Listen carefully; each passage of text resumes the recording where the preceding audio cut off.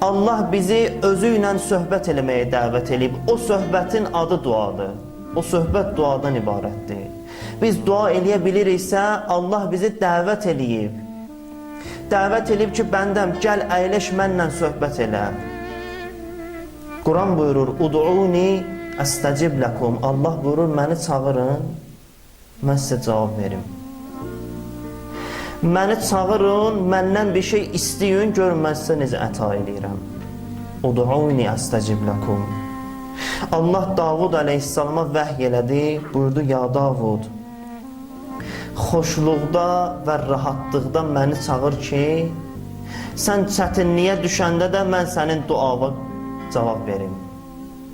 Rahat halında, çətinliyin olmayan vaxtı Allahı çağır ki, Allah sənin çətinliyin olan vaxtı sənin duağı qəbul eləsin. Rahat vaxtı özünü Allaha tanıtdır ki, Allah çətin vaxtında səni tanısın.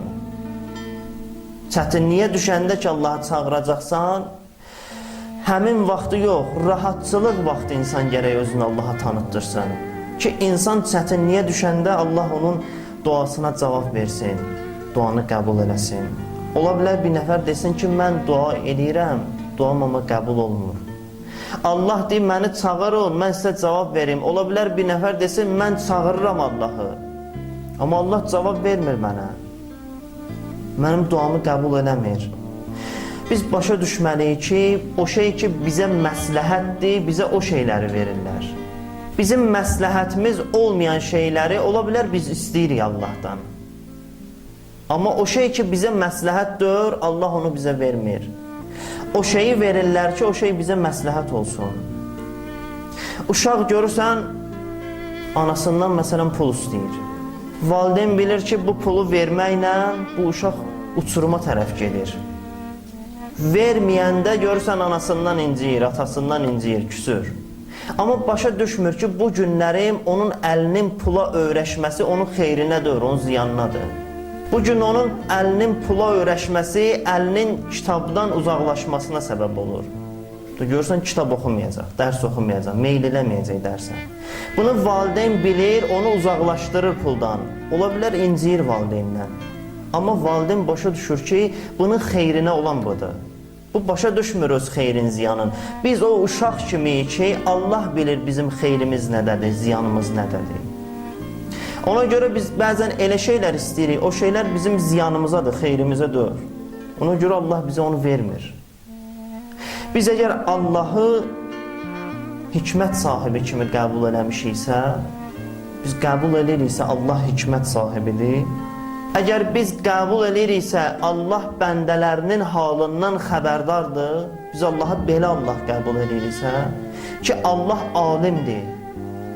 Bəndələrinin halından xəbəri var, bilir bəndən halı nədir. Biz belə qəbul eləmişiksə, əgər biz qəbul eləmişiksə, Allah istəsə bəndənin çətinliyini uzaqlaşdırar, aradan aparar. Biz Allahı belə Allah qəbul eləmişiksə, biz qəbul eləmişiksə, əgər Allah insana öz atasından, anasından mehribandır, biz Allahı belə Allah qəbul eləmişiksə, onda bizim üçün rahat olmalıdır. Biz başa düşməliyik ki, əgər Allah mənim halımdan xəbərdardırsa, Allah məni mənim özümdən çox istəyirsə və işləri də hikmət üstündən görürsə, bu Allah bir şeyi mənə vermirsə, deməli mənim üçün məsləhətdir deyənə vermir. Necə ola bilər bir Allah məni mənim özümdən çox istəsin, amma mənim xeyrimə olan şeyi mənə verməsin? Bu necə ola bilər ki? Allah bizim xeyrimizə olan şeyləri bizə verir. Əgər bir duamız qəbul olursa, başa düşək ki, bu Allahın hikmətidir deyənə qəbul olur. Əgər bir duamız qəbul olmursa, başa düşək ki, bu da Allahın hikmətidir ki, duamız qəbul olmur. İnsan dua eləyir, bilsin ki, Allah duasına mütləq cavab verəcək. Ola bilməz, insan dua eləsin, Allah onun duasına cavab verməsin. Amma mümkündür, bəzi dualara Allah dünyada cavab verir, bəzi dualara ahirətdə cavab verəcək. Hər iki halda Allah cavabsız qoymayacaq insan duasını. Dünyada cavab verməsə də ahirətdə cavab verəcək. Allah bir insanın duasını qəbul eləmirsə, onun yerinə bəzi hədislərdə var, onun yerinə insana bəla gəlməlidirsə, insandan bəlanı uzaqlaşdırır. İnsan Allahdan bir şey istəyir, elə bir şey istəyir ki, insanın xeyrinədir, ziyanınadır. Ziyanınadır deyənə, məsləhətdir deyənə Allah vermir, amma onunla yanaşı bir bəla gəlməliydi insana, dua elədiyinə görə Allah o bəlanı ondan uzaqlaşdırır. Allah onun duasına görə ondan bəlaları uzaqlaşdırır. Bizim vəzifəmiz dua eləməkdir. Bizim vəzifəmiz deyil, biz dua eləyəndən sonra Allaha vəzifə təyin eləyək. Biz bəzən duanı belə eləyirik. Duanı eləyirik, eləyəndən sonra Allah üçün də vəzifə təyin eləyirik. Vəzifə nədir? Vəzifə budur ki, mən o şey ki istəmişəm, gərək Allah onu mənə versin. Vəzifəsini təyin eləyəm ki, gərək verəsən mənim üçün. Bizim bu vəzifəmizdir. Vəzifəmiz duanı eləməkdir. Verəcək ya verməyəcək, o artıq bizim işimizdir. Allahın işidir o. Allah məsləhət bilsə, özü bizə o şeyi əta eləyəcək. Əlbəttə, duanın qəbul olmasına mane olan şeylər də var. Bəzi şeylər var, insanın duasının qəbul olmasına mane olur. Əleyhissalam Kumeyl duasında deyir, İlahi, bağışla o günahlarımı ki, dualarımın qəbul olmasına mane olur. Bəzi günahlar var, insanın duasının qəbul olmasına mane olur. İnsanın duası ilə Allah arasında maniyə yaradır bəzi günahlar. Günah maniyədir. Günah eləyirsə insan, duası Allah dərgahında qəbul olmayacaq. Günah maniyədir. Haram tikə yemək insanın duasının qəbul olmasına maniyədir. Bəzən cəmiyyətin günahı insanın duasının qəbul olmasına maniyədir. Hədisdə var, Musa əleyhissalamın dövründə Allah yağış yağdırmırdı. Xeyli vaxt yağış yağmadı, quraqlıq oldu.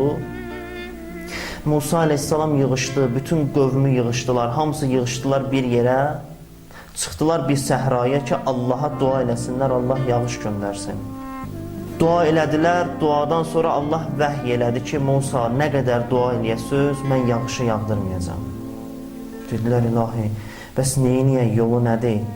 Dedi, Musa, yolu budur ki, sizin aranızda bir günahkar var. Bir söz gəzdirən var aranızda. O sizin aranızdan çıxmayana qədər mən sizin duanızı qəbul eləməyəcəm. Musa əleyhissalam üzünü çevirdi insanlara, dedi, o günahkar kimdirsə, söz gəzdirən kimdirsə, çıxsın bizim aramızdan. Çıxsın, bizim duamız qəbul olsun, Allah yağış yağdırsın.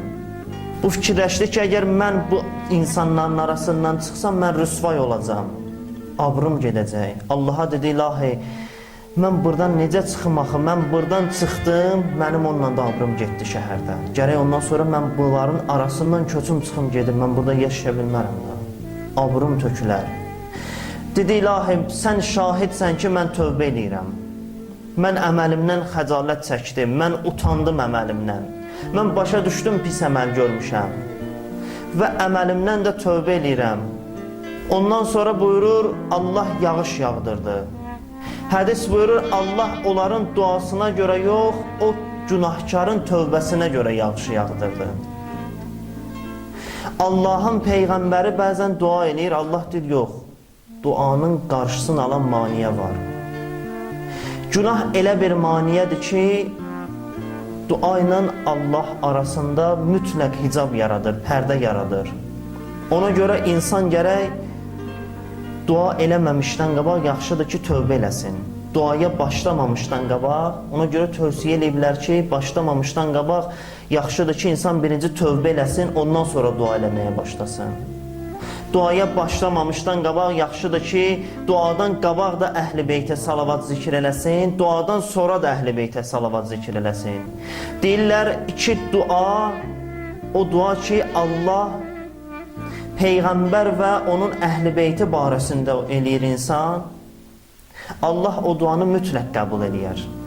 Allah bir duanı qəbul elədisə və axırıncı duada salavat olsa, onu da qəbul elədisə, Allahın fəzlindən, kərəmindən deyir ki, ortadakı duanı rədd eləsin. Ona görə ikinci şərt duanın qəbul olması üçün duanı salavatla başlamaqdır.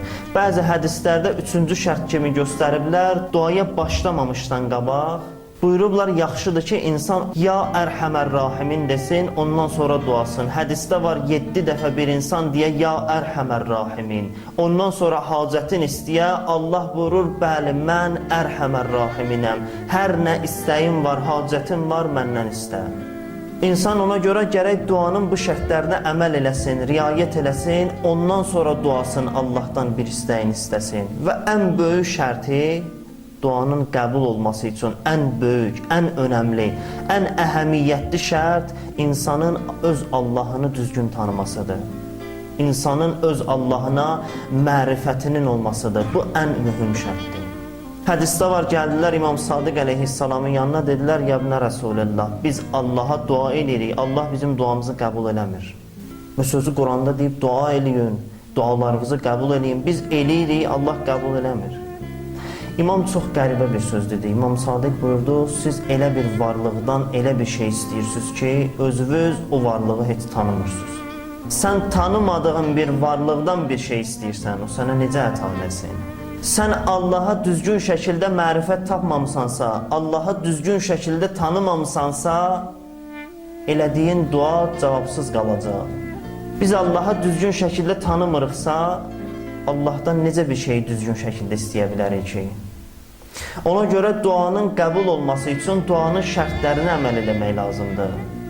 Duanın şərti ilə əməl olunandan sonra Allahdan istənilən dua müstəcab olur. Allah dərgahında o dua qəbul olur. Allah bizləri həqiqi Allahı tanıyıb ona ibadət edən bəndələrdən qərar versin inşallah.